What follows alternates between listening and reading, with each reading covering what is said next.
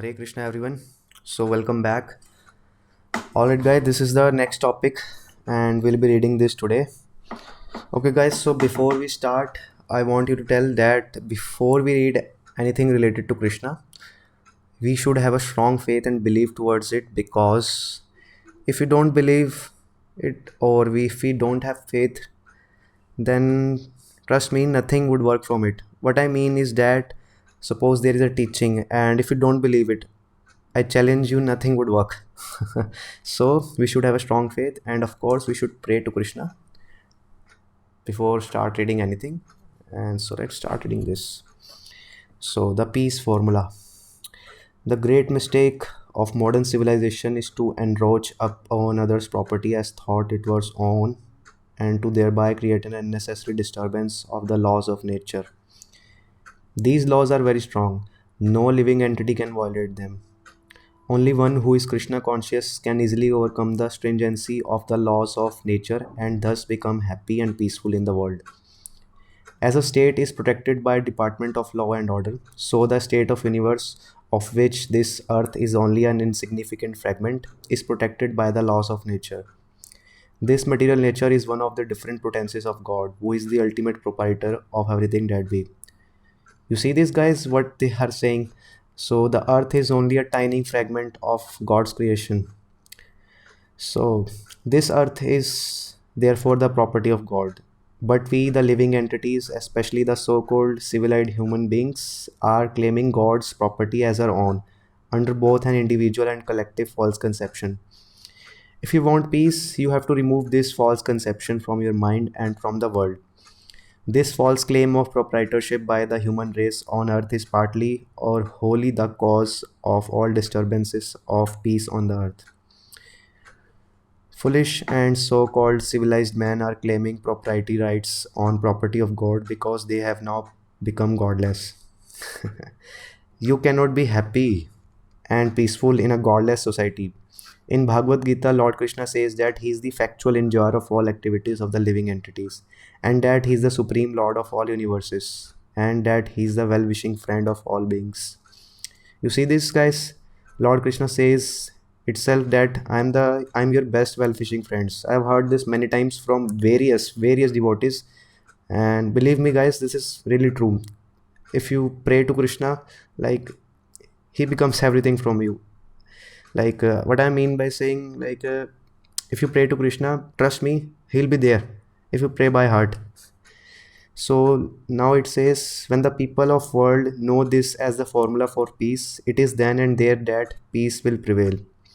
Therefore, if you want peace at all, you will have to change your consciousness into Krishna consciousness, both individually and collectively, by the simple process of chanting the holy name of God. This is a standard and recognized process for achieving the peace in the world. We therefore recommend that everyone become Krishna conscious by chanting Hare Krishna, Krishna Krishna, Hare Hare, Hare Ram, Ram Ram, Hare Hare.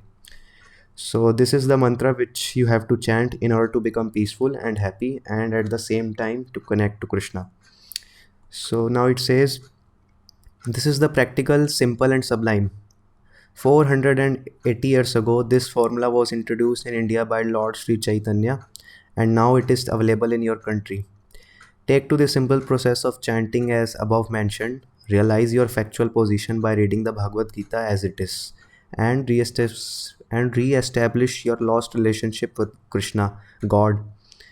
Peace and prosperity will be the immediate worldwide result. So you see this, guys, they are confirming here. If you chant this holy name, sure, there will be peace and happiness in your life. And believe me, guys, this is absolutely true. So, and here it also says that you should read Bhagavad Gita as it is by none other than Srila Prabhupada itself, the original version. And it will help you to achieve your spiritual journey, or at least come over the problems of life. So next page, you see this image? Can you see this? People are extremely happy. Looks very nice. So now let's read the next page. And this is the next topic. The great Swami Srila Prabhupada He's the reason we are able to read Bhagavad Gita such nicely. So we should be praying and thankful to him. So okay, who is Srila Prabhupada? Now let's read. His Divine Grace A.C. Bhaktivedanta Swami Prabhupada first met his spiritual master Srila Bhaktisiddhanta Saraswati Goswami Maharaj in Calcutta in 1922. Srila Bhaktisiddhanta liked this educated young man and injected him the order of preaching the message of Krishna consciousness all throughout the world. Srila Prabhupada recalled the key to his approaching his spiritual master. When I first started going to see my Guru Maharaj, he said of me, "This boy hears very nicely. He does not go away. So I shall make a disciple." That was my qualification, or whatever you may call it. You see this, guys, what Srila Bhakti Siddhanta Swami Goswami said to Srila Prabhupada, that like this boy hears very nicely, he does not go away. Can you imagine the amount of discipline Srila Prabhupada had? It is amazing. So I would simply ask when Guru Maharaj Ji would speak. Then I would sit down and go on hearing. I would understand or not understand. Others would disperse. I would not disperse. Wow. So he remarked, "This boy is interested to hear because I was serious in hearing. I am now serious about Kirtanam, which means spreading or preaching. If one has heard nicely, then he will speak nicely." Can you see this, guys? Very beautiful line. If one has heard nicely, he will speak nicely. Alright, so now it says, at Allahabad in 1933, Srila Prabhupada was formally initiated. And in 1936, just few days before, Srila Bhaktisiddhanta Saraswati's departure from this mortal world, he was specifically ordered to spread Krishna consciousness in the English language to the West. You see this, guys? This is a very important, when the Srila Bhakti Siddhanta Swami passed, and Srila Prabhupada was given, he was chosen specifically by Bhakti Siddhanta Swami to spread Krishna consciousness in the Western world. So now it says, His Divine Grace Srila Prabhupada has said that at first he did not take the mission given to him by his spiritual master with the utmost seriousness. But then he was reading a Bhagavad Gita commentary written by Srila Bhaktivedanta Thakur, who was the father of Srila Bhakti Siddhanta Saraswati and the pioneer of the Krishna consciousness movement in the modern age. Srila Bhaktivedanta has written that just as one cannot separate the body from the soul while in the conditioned state, so the disciple cannot separate the spiritual master's order from his very life. Can you see this, guys? This is a very good line. I will read it again. Srila Bhaktivedanta has written that just as one cannot separate the body from the soul while in this conditioned state, so the disciple cannot separate the spiritual master's order from his very life. So I hope you must know all what is the conditioned state of us.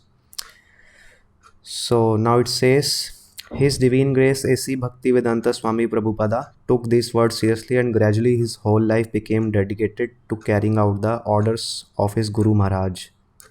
In 1959, he took sannyas. You see this, guys? In 1959, Prabhupada Ji took sannyasa, the renounced order of spiritual life. And in 1965, at the advanced age of 70, His Divine Grace arrived in New York City to fulfill his master's sacred mission. So Prabhupada Ji arrived in 1965 in New York to preach the mission. So now it says, His Divine Grace produced his books by speaking them on a dictaphone. Sometimes he was working on 5 books at once. Wow. Can you imagine someone producing 5 books at the age of 70? Unimaginable. Wow.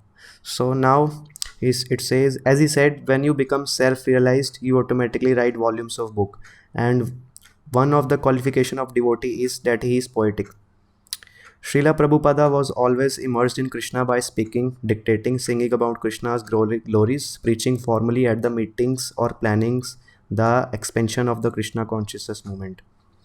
In the Bhagavad Gita 17th chapter, it is stated it is stated that out of thousands men, few seek perfection, and out of thousands who attain protect. I will read this again. Sorry, this is very important verse.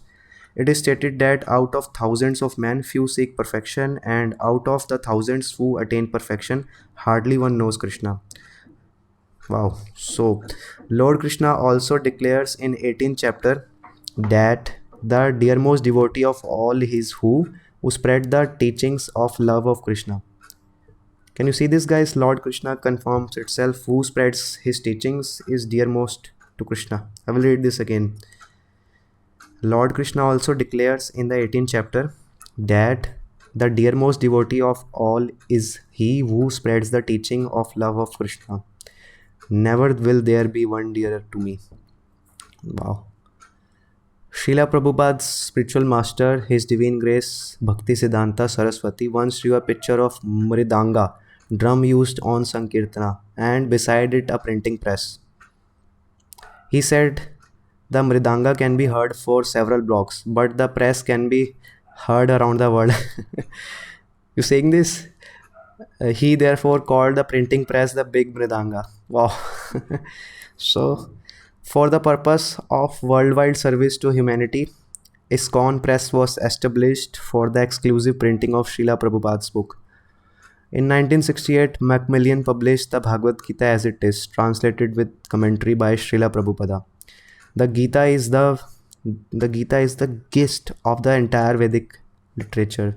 So the Bhagavad Gita is just like a summary of all the Vedas. Can you imagine how big the Vedas can be? So that's very nice. Like Bhagavad Gita is essence of all Vedas, as I have heard from higher authorities. So now it says, just this one book can free anyone from the clutches of material nature and fix one in an eternal living service into Krishna, the personality of Godhead.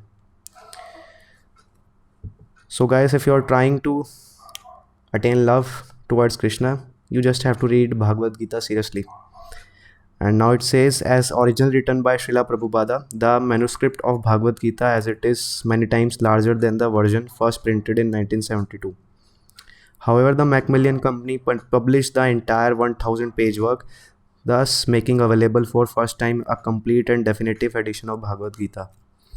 Srila Prabhupada also wrote a summary study of transcendental pastime of Krishna entitled Krishna, the Supreme Personality of Godhead.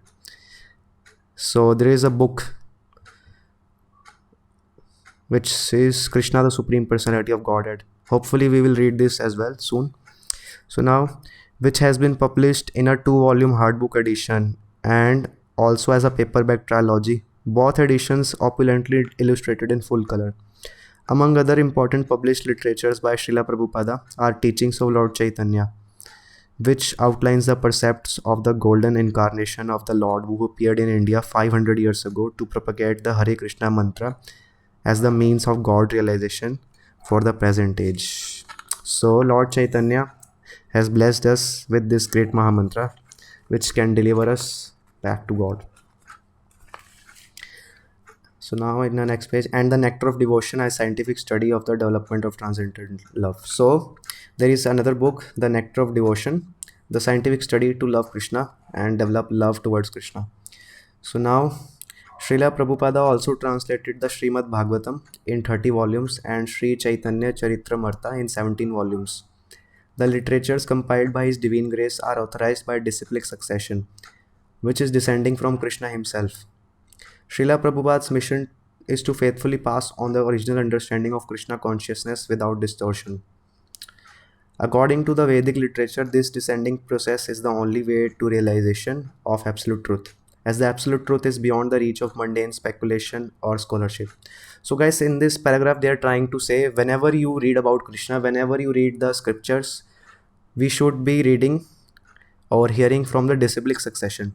By disciplic succession they mean like actually the disciplic succession, hence the name, let's say the heritage from which one by one knowledge is coming. We should not read any other theories or random mundane theories like which uh, describe scriptures in their own thoughts. That is very bad. That will misguide us, like very dangerous. So now, his divine grace was not a retired personality, despite his prodigious literary output. He personally and very intimately guides his disciples through the most spiritual, practical. He guides. No, no, no. What has been written here? He personally and very intimately guides his disciple through the most practical problems of daily life. Okay. Spiritual life is practical and due to the predominant material atmosphere of Kali Yuga, often problematic. As spiritual master, his divine grace is the last recourse and the ultimate stand of Krishna consciousness. Guys, you saying this?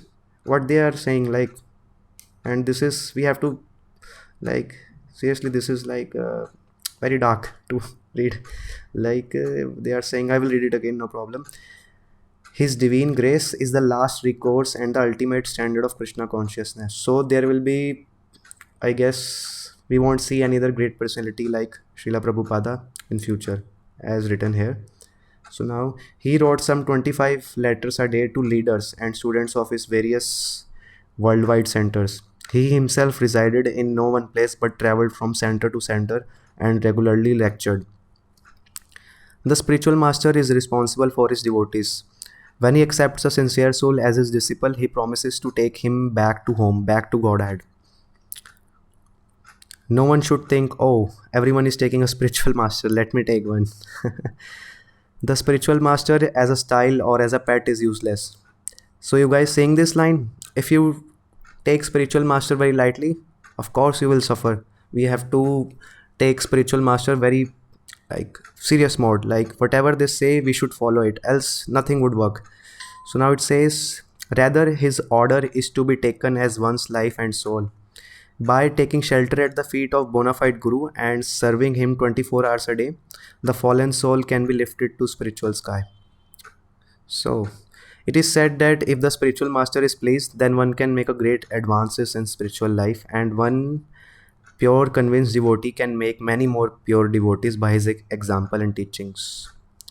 Those serious students with an understanding of the absolute value of the spiritual platform of life, therefore, honor the spiritual master with honor due to God, because the Guru is the transparent via media or representative of God who distributes the unalloyed love of God. You saying this, guys? This is like very beautiful line. The Guru is the one. So basically, if I will summarize this, they are clear cut, explicitly explaining that like a Guru is the only person who can take you to God. Without Guru, you cannot go to God unless you are God himself. I mean, sorry to say, but like we need a Guru seriously. The reader is invited to take to this philosophy with the utmost seriousness. Okay, guys, so that was it. And what we have learned here from now, like they explained about the peace formula, and they are saying the Hare Krishna MahaMantra is the only way to achieve self-realization. And the great Srila Prabhupada, Swami, actually he's the like greatest guru, the modern age guru, who did a like favor to us to take back to God. Like he has given us the ultimate opportunity to read about Krishna and ultimately go back to Krishna. So now, like,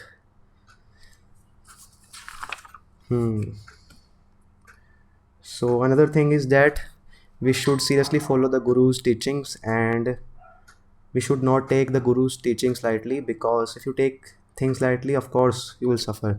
So follow the Guru's advice and observe the life. And of course, if you're trying to read Bhagavad Gita, I really recommend you to buy the original Bhagavad Gita, which was the 1972 edition. So, okay, guys, so this topic we will read next.